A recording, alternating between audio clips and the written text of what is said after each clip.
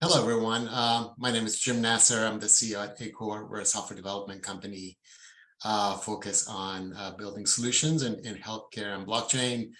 I'm formerly Chief Software Architect at the CDC, the Centers for Disease Control, and quite a lot of experience these days building healthcare solutions and very much thinking about how we can create innovation through computational trust and use of blockchains and technologies such as that. I'm delighted to have Nick Lambert, CEO at Dock, who's also in this space. I think Dock has been around since 2017 and doing a lot of interesting production quality work in healthcare and in supply chain, in pharmaceuticals, and some other industries. And we're going to get into this area of practical usage of blockchain in healthcare and life sciences and delve into it a little bit. That being said, Nick, welcome. I would love to get a little bit of background introduction from yourself. Great. Yeah, thanks for having me on, Jim. Yeah, my own background is kind of started out really in the technology space, kind of started with IBM and kind of Sanmina SCI on the kind of large scale manufacturing side. Long story short, probably about 2011, I moved into the decentralized space. So using a decentralized technology to do different things. In the case of the company I was at then called MaidSafe, it was really about decentralized storage. But what that did for me, Jim, was it really opened my eyes up to the power and also the challenges, of course, of decentralized technology. So its ability, as we'll get through today, the ability for it to enable, in some cases, for the individual or the entity to control their own information without needing to do it through a third party. And of course, there's certain kind of cost and security benefits for decentralization. I was there for about 7 years as the Chief Operating Officer. And then for the last over 3 years, I've been the CEO of Dock. Dock is also in the decentralized space, but very much focused on decentralized identity, like you said, and also within verifiable credentials, i.e. giving entities and also individuals the ability to make claims or attestations about things that can be instantly verified using kind of basically digital fingerprints to prove something to be true. So that has lots of really nice offshoots and use cases. We'll talk a little bit of how they affect things like healthcare and pharmaceuticals and supply chain today. So excellent, Mike. Really appreciate that. So I do want to maybe just, before we get into some of the other topics, just maybe delve a little bit into this decentralized identity space. It is very hot. It's been hot, I think, or at least on paper, for a number of years. And one of the use cases that many people claim is foundational and perhaps fundamental using blockchain. What I really want to know, though, is where do you think we are today? What is the practical, the real experience right now, circa middle of 2023? And, what is actually working, what's not? How do you see that? Yeah. In terms of it's a lot of this stuff is actually working. When I say stuff, what I mean by that, I should be more specific. What I mean is that the technology behind it is in place in many cases, not in all cases, but some companies are further along than others. But there's an awful lot of working solutions out there. But what we haven't really seen yet, I don't think, or they're slightly hidden, unless you're looking for them, you don't see them, Jim, is what you kind of see as mass adoption, by which I mean like millions and millions of people using decentralized identifiers. That's something that we're not seeing, and I think that's not down to the technology not being available. It's that it just takes time to educate and to amend existing processes and systems to enable it to work with what already exists. There can be sometimes in different fields regulatory requirements that need to be fulfilled, and obviously incumbent companies as well wanting to kind of not want to let the grip go in the market. So there's a whole load of things like that are happening, but I think there's quite a few exciting things that are starting to come along, Jim, that make me think that we are moving into that era of mass adoption. There's a lot of regulation starting to change within the EU. And we're starting to see some pretty large companies rolling out their own decentralized identity programs for their employees in many cases and for their customers. And I think we'll start to see those become publicly known, and also that's going to turn the tide, I think, through really 2024. Yeah, that's awesome. I do share your optimism, about some of the things that are, I think, triggering perhaps regulation, but also I think recognition by enterprises that they could do decentralized identity, and even if it's internal, help with some of the friction and inefficiencies that they have, even across their own kind of landscape, even if not outside of that, and certainly in the world of healthcare, I think this idea that you could use verified credentials and DIDs in a way to help, if nothing else, portability of your patient information and your health information, allow you to have a little bit more control over how and with whom you share it. I think that all echoes. Let me ask you a question. So I know, our experience, also having done some work in this DID space, decentralized identity, that one of the challenges is actually around which standards that you follow. And there's, I think, about over 100 working DID methods as example. So how do you see interoperability? Like what has been your experience with interoperability, and how does that translate to like actual consumer usability from your perspective? Yeah, I think it's a slightly missold concept. I think, like, we speak to a lot of companies, Jim, and we use the W3C, the Web3 consortium, the kind of organization started by Sir Tim Berners-Lee, and that would seem to me to be maybe the kind of, I'll call it leading standard, but the one that we're most familiar with and one we've aligned ourselves with. And I think amongst companies that we speak to in any sector, there is an expectation there that if we have this Web3 consortium and someone else is also working to that standard, Jim, you mentioned that you work with excuse me, with Hedera and your platform, that there's an expectation that if you were also following that standard, everything would magically work across all our systems. And that's not the case. And so I think what standards are doing is setting the groundwork for the future, making sure that they are, it's not the SA that they're interoperable today, but they're not going to be difficult to get working together. And I think that that's the real power of standards, but there is still quite a lot more work to be done to really give that true flavor of interoperability of a user or an organization being able to use multiple different platforms, different blockchains, whatever it might be, and have their identifiers or their credentials work across all of these platforms. That's something that we're still working toward, that doesn't exist, but there is a lot of groundwork being laid that will enable that to happen in the years ahead.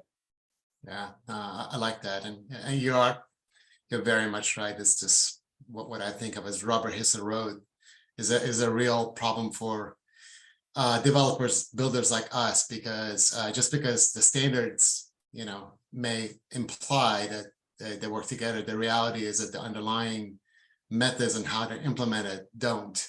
And I think that's perhaps a lot of the work that you do, and that the usability, where you seems like everything is working seamlessly, but in reality there's a lot of kind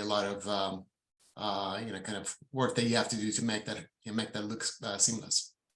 It is, yeah, it definitely is. And I think the other thing, just quickly, Jim, is that it's, if you try and even develop, like the base standards exist, but they take a long time, because there's lots of different very smart people that are all working with different ideas about how things should be done, and that kind of corralling process takes time. And it's a good thing that it takes time, because it means that a lot of the blind spots, or all the blind spots, are for the most part ironed out. The issue is, of course, like companies like Doc and others, you want to move really quickly. You want to start bringing advanced features to your customer base, and there are not standards for that. So because it takes 4 years or whatever it'll take to get there. So you kind of have this where the core is there, but then people are running off wanting to do different things at different speeds, and that can make it a little bit tricky. But yeah, I think that the building blocks are there for sure. Yeah, no, I agree. And I think it's really a testament to us all in this space thinking long to keep building and build the infrastructure for, future, I guess, accelerated adoption, because without that, it's just theoretical. That being said, though, let's kind of get back to the larger, I guess, what I think of as the so what for blockchain, and in particular, with this topic in mind around life sciences. So kind of where do you think, and I know, having read up and spoken to you before, that you do some work, or the company does, around supply chain and tracking counterfeit assets and counterfeit medicine as example. So tell me about kind of where do you think the reality is right there, from your perspective, on use of blockchain, generally speaking, in life sciences, but also specifically around some certain supply chain use cases, including counterfeit medicine?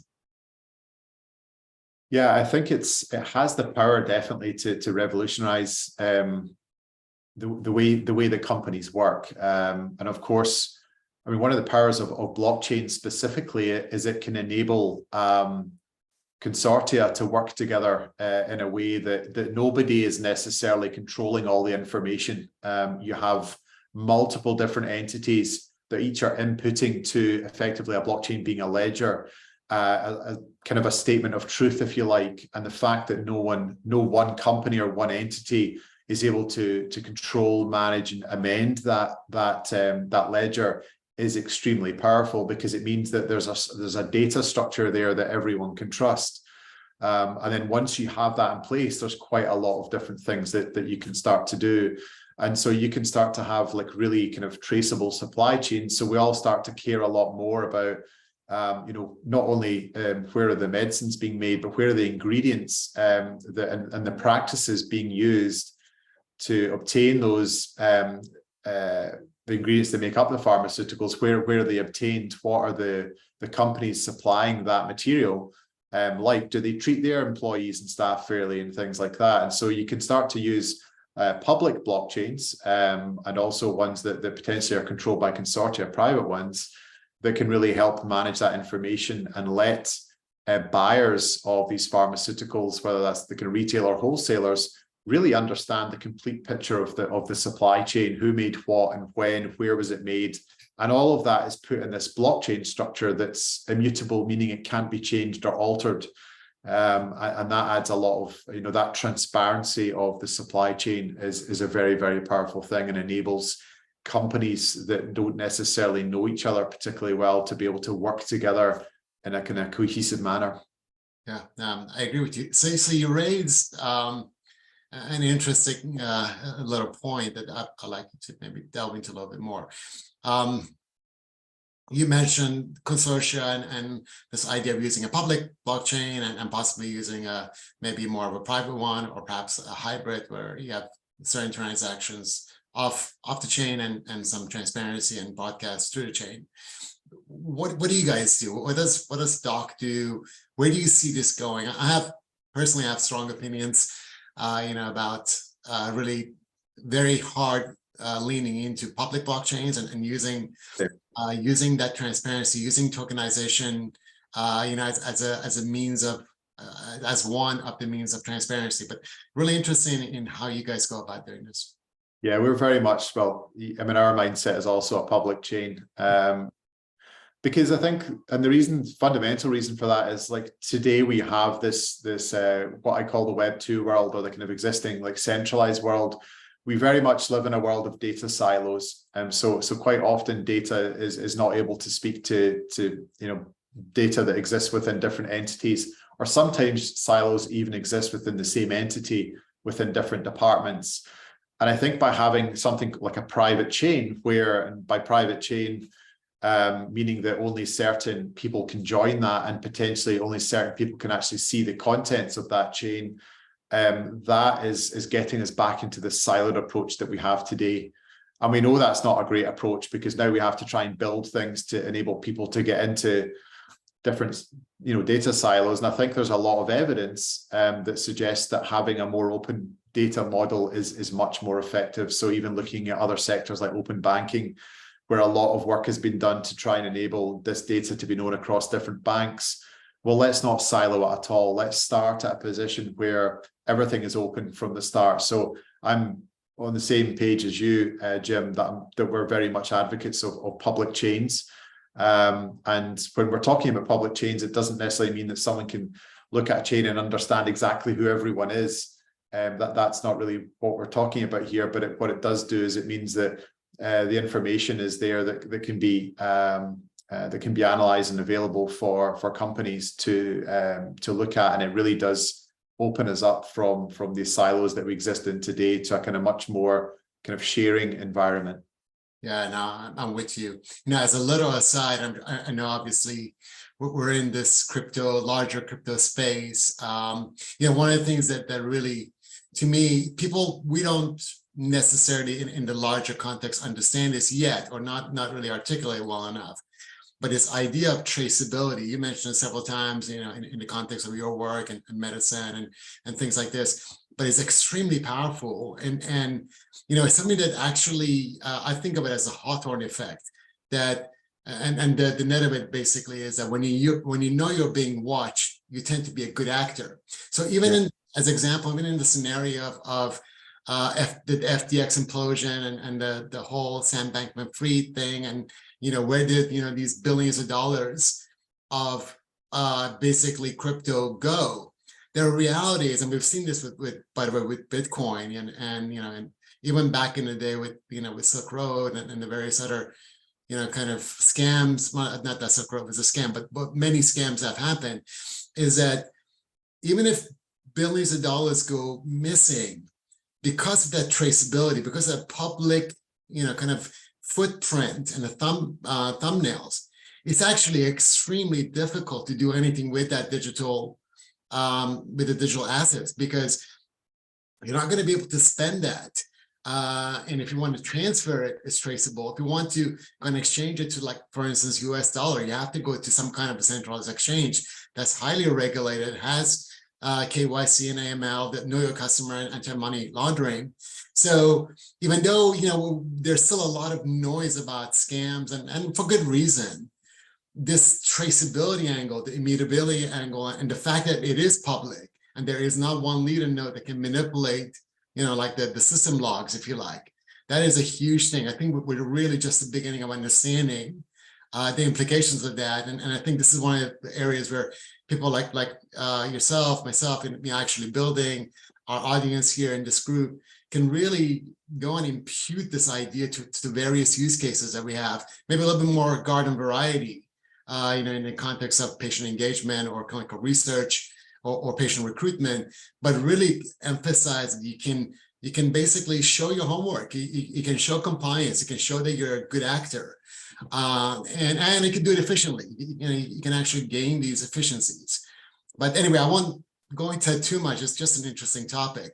I will ask you though, now as you go down this decentralized public path, there are definitely some implications around this, right? You know, it's not, you know, work as usual or business as usual. So tell me about your experiences here. Like, what are some implications of having decentralization like this? What impact on collaboration, as example, impact on efficiency? What have you seen? Yeah, very good question. I suppose there's quite a lot to probably try and keep the answer fairly kind of brief. I think there's some of the, like, I guess, kind of barriers is maybe part of the question there. Maybe tackle that first. It's a very different mindset, as you know, Jim, and you've probably come over this learning curve, of course, as well. But when you're used to things working in a centralized fashion, moving to a decentralized way feels uncomfortable. So why, you know, as a company, would I be happy moving from a place where I, as a you know, pharmaceutical manufacturer, I have a garden wall around all my data, and I know what's happening, and no one else does, and I feel comfortable with that because that's the way it has worked for many, many years, many decades. And now you're asking those same companies to actually say, share all this with your competitors, or you know, share some of this information with, you know, so that potentially even members of the public can query this data. They might not necessarily know what it relates to on the chain, but it's publicly there. And that's a great shift, and that just requires like a lot of education, and time. So I think that's some of the implications that we would see. The adoption can be slower because you're trying to educate people, and then particularly large companies, as often exists in the pharmaceutical space, they're then needing to try and amend their known way of working, their existing legacy systems, with decentralized identifiers and credentials and things that they're trying to understand. So that can slow things down quite a lot. But if they do go through that process, what they get on the other side is something very powerful. So they have a situation where potentially individuals can control their own information. So in a healthcare context, that might be their own healthcare records. In some cases, it could also mean in the workforce. So it could be pharmaceutical practitioners who are able to manage their own continuous workforce, their own educational development. They're not, and then they can take that with other employers in the future and share their learnings with them and what they've achieved. So you get that power getting passed back to the individual, and also what you get is a lot less. The infrastructure emphasis is not always now with the centralized company; it's now spread, and so potentially with multiple companies or even entities that are actually running the infrastructure that powers all of this stuff. It's not necessarily just down to one company. So you get tremendous efficiencies there, both in terms of cost saving, administering those systems as well. So yeah, I guess in summary, kind of there are some barriers to adoption, but if they can be overcome, the upside is potentially pretty big. Yeah, I fully agree with you. So you raise an interesting point, and this is certainly different as part of this. How do you collaborate and how do you effectively decentralize? How do you see, this, I guess, incentivizing different organizations that do work together? Like a good example that comes to my mind, is in the world of clinical research, is that you have typically sponsors for a particular compound, but then they have, they have research organizations they work with, they have clinical research organizations, CROs that do a lot of the work. There's IRBs that do reviews and things. So what do you think? What's a mechanism, for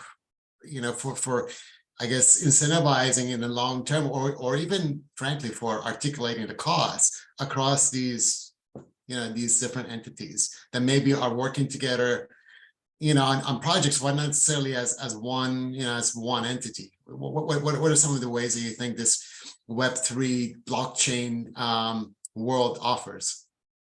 Yeah, I think, and you touched on it, Jim, when you said about tokenization as well. Like that can be a very powerful thing. And so for the uninitiated, tokenization is almost representing things as tokens, like a Bitcoin or something like that. It could be currency, it could be something else. But these tokens can sometimes have a real world value. So you can take it to an exchange and exchange it into another currency and ultimately get it into cash if that's what you want to do. But they can also, and because of that, they're a great way of passing value around. So you could have a situation where, company A is helping with some research for company B, and as a result, some value is transferred in the form of tokens back from company A back to company A.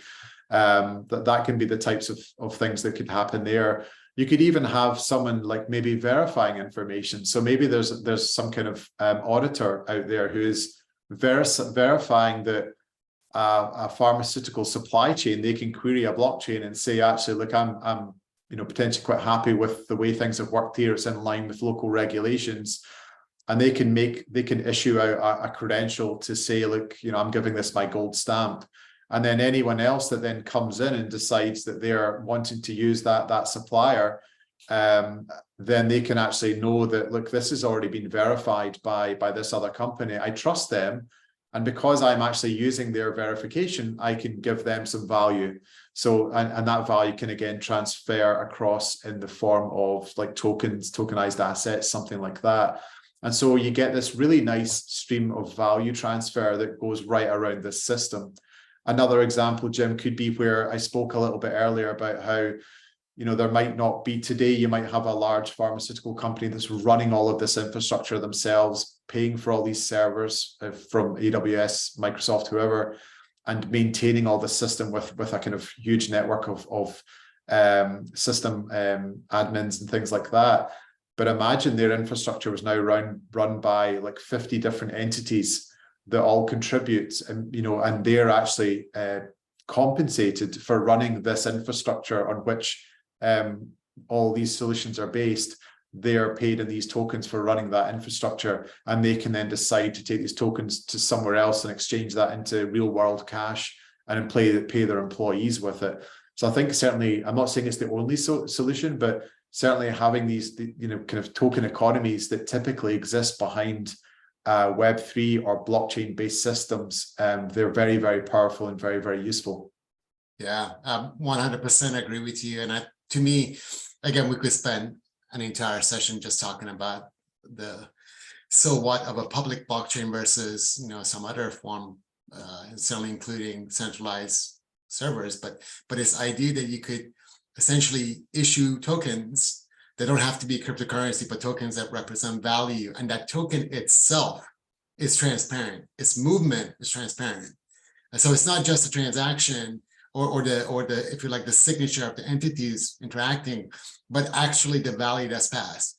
And that is incredibly powerful. That really, if done correctly, that leads to this idea of democratizing access and really even this concept of doing this kind of work cross borders, because when you look at it in real life right now, cross-border transactions tend to hit a tremendous amount of inefficiencies, if not all out bureaucracy and fraud and particularly in certain countries, and obfuscation, right, by various entities, government and other third parties. So this really, in many ways, opens up the ability to, at the very least, work ethically or go down the path of working ethically, if not more efficiently, and in a way that helps the underserved to be represented better. So we could literally speak about this for an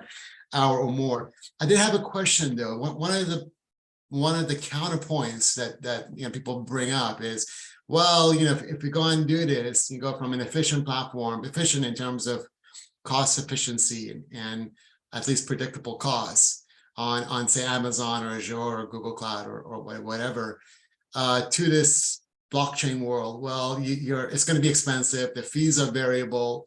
It is extremely high on energy consumption, and things like this. These have come up.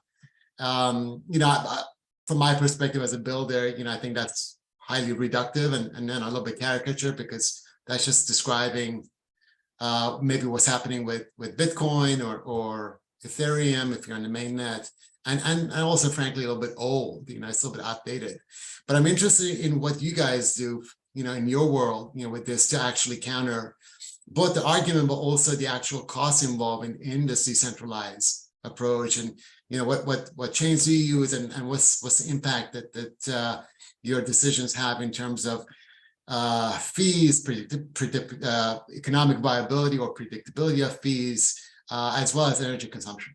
Yeah, certainly energy consumption is a really interesting one. I don't know what you find, Jim, but sometimes we see that I suppose with any kind of media, that sometimes it's the bad media that breaks through, and people have this, we come across it quite often, a very negative aspect of, or a negative opinion about blockchains because they've kind of read about the Silk Road or something online, and they think the whole ecosystem operates like that. And what I'd actually suggest is that there are bad actors, that there definitely are within the Web3 space, but there are probably sufficiently more so in the Web2 space. So I think we just have to assume it's the world, and some people try and scam other people, and that's true whatever sector that you're in.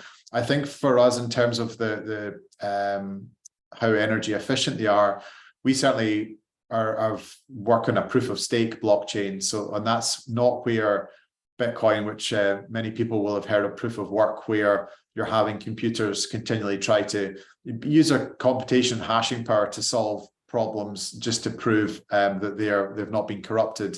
And we are using to a model of staking where actually the nodes that are on the network are there because they have put up the most stake. They have the biggest skin in the game within that network. And so they're economically incentivized to want to keep that network running as efficiently as possible. And that requires no computational power, really. I think what you do have, though, is you have machines running in different locations, but you have that already today with all the data centers that run.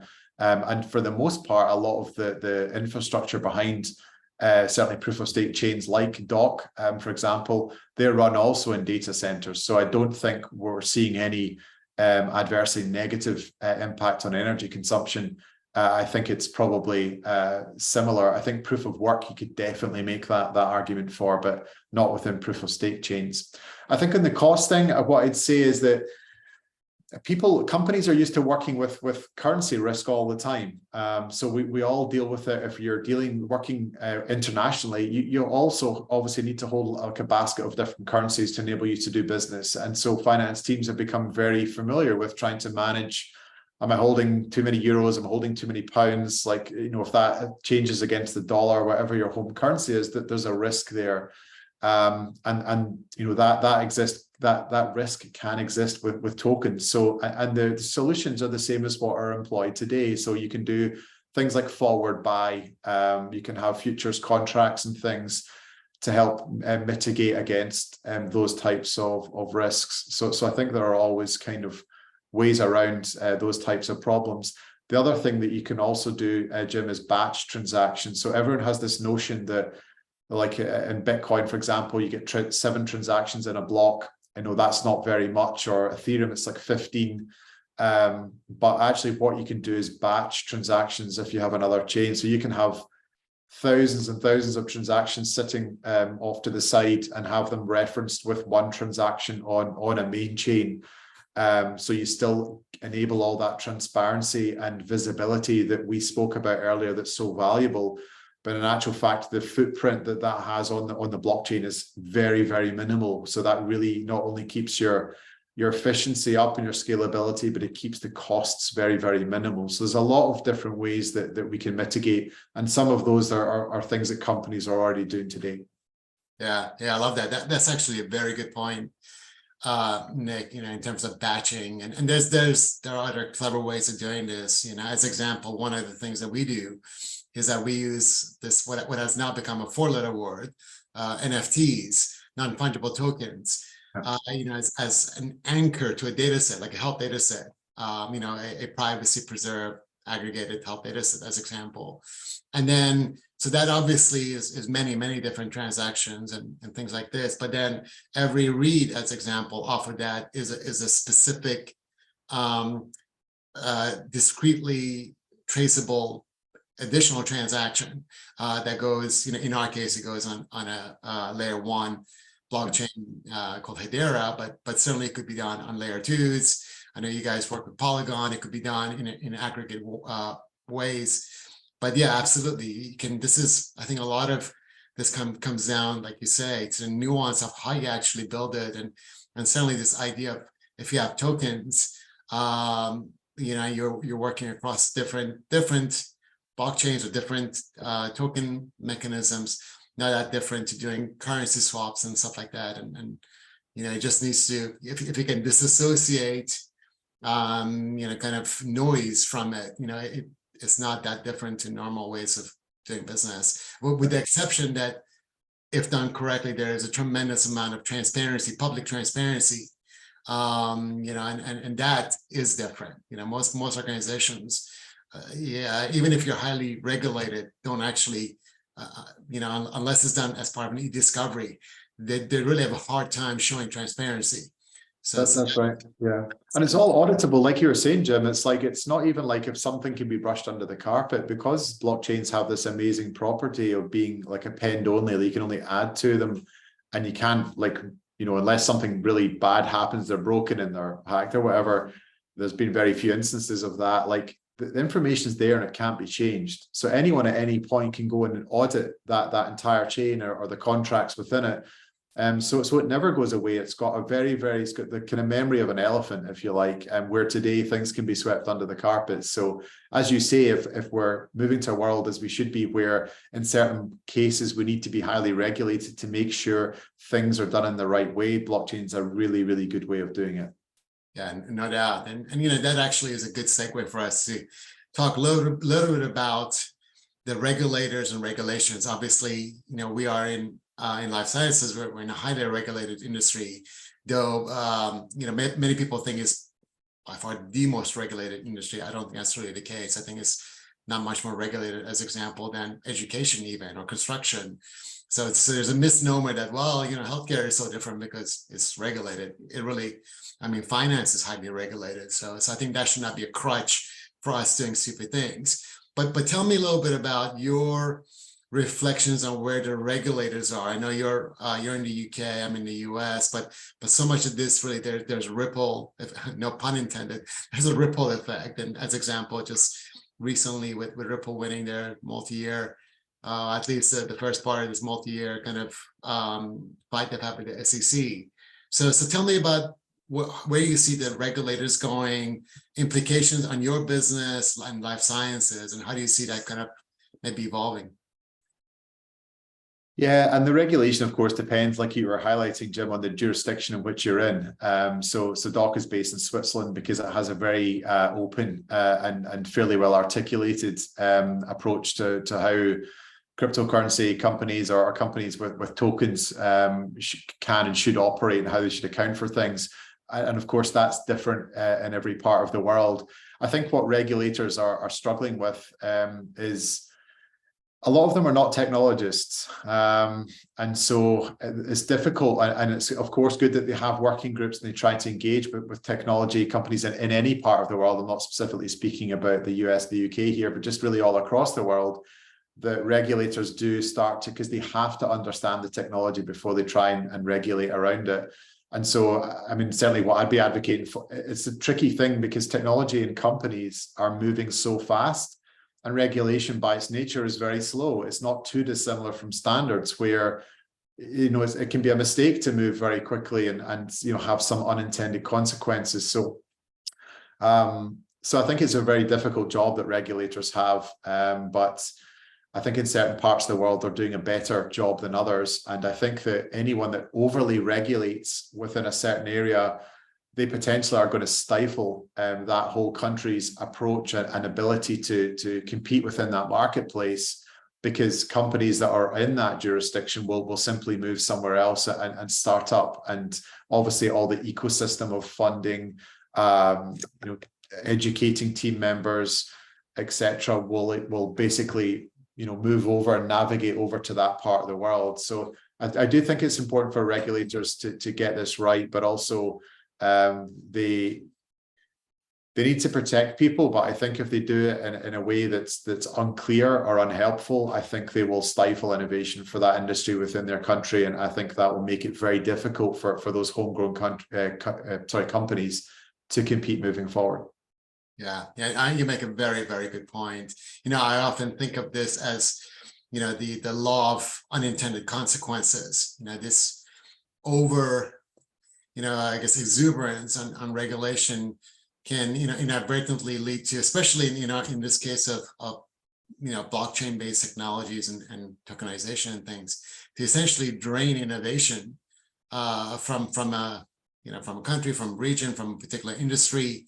Unfortunately, I think we have seen that, in healthcare in general, not because of regulations around crypto, much more so just in terms of, I think, understood regulations in general, and frankly, a high barrier to entry for many startups and innovators. And then this kind of convenient dance of the cash cows wanting to really keep things exactly the way they are, because for those few, they're making, they're doing really, really well. They're making a lot of money, and it's a nice little kind of it's a Pyrrhic victory, right? For us in the longer term, it's a Pyrrhic victory, but yeah, they certainly feel the benefits. But that being said, again, we can speak at length, many hours on regulations. But let's in kind of closing our conversation, let's put some of these things that we've discussed. For instance, the technology, what we're seeing, in terms of interoperability and standards associated to it, some of the practical implications, organizations, as an example, and also the regulators. Let's kind of bring it in all into this picture of how do you see actually increasing adoption? Like, what are the triggers? What are the specific things that you see in your world for increasing adoption of blockchain-based technologies, particularly in life sciences? And where are you optimistic with that? I think it's really, there are probably a few different parts, but I think the biggest one for me, Jim, would be around making it usable and understood. So I think sometimes the industry as a whole gets very, like, we all love the technology and we could talk about it all day, but sometimes we talk about decentralization like it's a feature in and of itself, like a big pharma business or a big healthcare company should care whether it's decentralized or centralized. The reality is that they don't. In many cases, they like whatever is going to get them the best margins, or enable them to be compliant, enable them to be more profitable, and that's what we need to get to. So we need to start making sure that those benefits are understood, and we also need to start making it easier to work with, is another big thing. So either from an individual side, like, how do I manage my decentralized identifiers? Do I need to use a wallet? What's a wallet? What's an app? Like, those types of things, we need to make that highly usable. But also for organizations that are trying to integrate what we've built, they've already got like probably millions of lines of legacy code and lots of different things. And now they have this other consideration of, how do I integrate all that with these decentralized technologies? And that's still quite rough. So the technologies have been very well developed and they can work well once you have them integrated, but that step of integrating them is tricky because people don't understand them as well as they understand the world and the technology as it stands today. Things are maybe not as robustly built because they've not been used as many times. Documentation's maybe not quite as clear as it could be. And basically just ironing out all these bugs, it just takes time. And so I think one of the kind of bigger barriers that we see is enabling these systems to work much better together, and to do so in a much more quick way. And like I said, it's like kind of educating people on the real world benefits to them as an organization or to the individual. Those are the key things that we're probably not that good at just now. And I think those, if we can address those, I think the rest of it will fall into place. Like all the regulation stuff, that does need to happen. But I think those are probably the bigger aspects for me. Yeah, no, I love that, Nick. I'm 100% with you on usability, because I think end of the day, when you're dealing with actual users, like you mentioned, you guys have multiple use cases.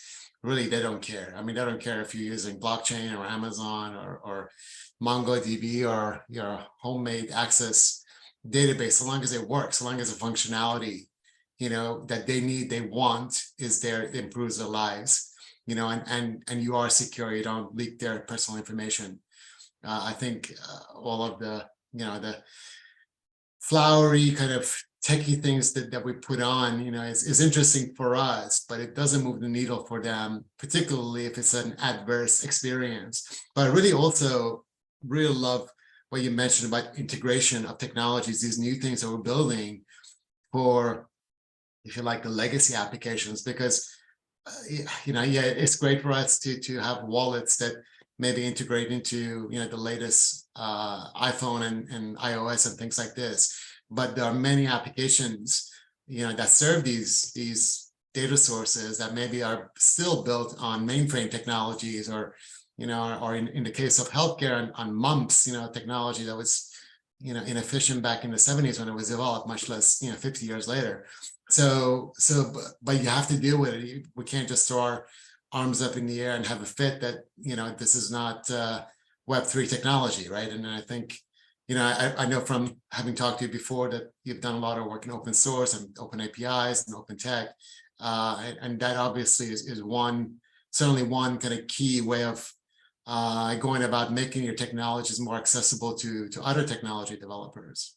That being said, we're just about out of time. I would love you, since you're very insightful, just give me a kind of a closing, a vision of, maybe we're going to get together in 5 years from now. Well, where do you see things?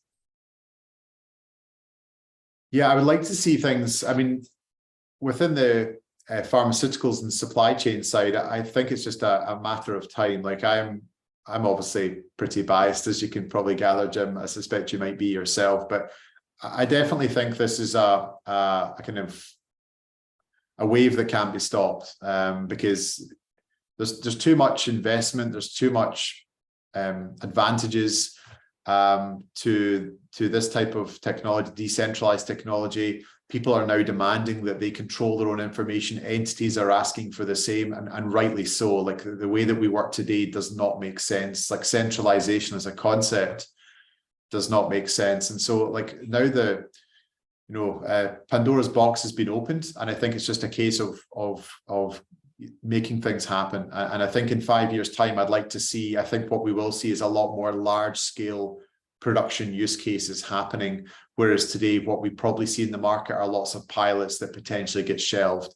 I think the reason for that is, like I mentioned at the start, there's regulation happening in Europe where EU member states, there's 27 of those, are legally required, probably by the end of this year, to provide each of their citizens with an identity wallet in which they can have identifiers, credentials, and lots of different things. And when you have 500 million people that are largely very upwardly mobile, they're online, that is a very big groundswell. There's a few other things happening. The US has kind of started to move that way with kind of driver's licenses and things. I think that will start to move in that direction also. And you have large companies like LinkedIn starting to put their kind of learning programs into verifiable credentials and enabling individuals to control these online. So I think all of this groundswell is really just prepping us for, in 5 years' time, really having much greater like mass adoption, I would say, of technology. I think healthcare records is one that I think, particularly in the US, is going to take longer. The technology already exists today for that to happen. But I think the regulation and the complexity of the US slightly fragmented system is going to probably slow that down a little bit. But I think you will see in other countries things like healthcare records being controlled by the individual much, much sooner. So I think exciting times there in the next 5 years. Yeah, no, 100% agree with you. And again, we can speak about this for a long time, but I certainly believe that there are certain regions, specifically Africa, where if the motivation is there to have healthcare records, quote, on blockchain, that can be done well in a modern way, fast, and adopted way, way quicker than it's going to happen in the US. And I think a lot of it in the US, certainly there are competing interests and conflicting interests and motivations, but that's a topic for another day. Nick, I really enjoyed our chat. I'm sure the audience will find this very valuable and look forward to a future conversation. Thank you. Thank you, Jim. Enjoyed the conversation. I appreciate it. Thank you.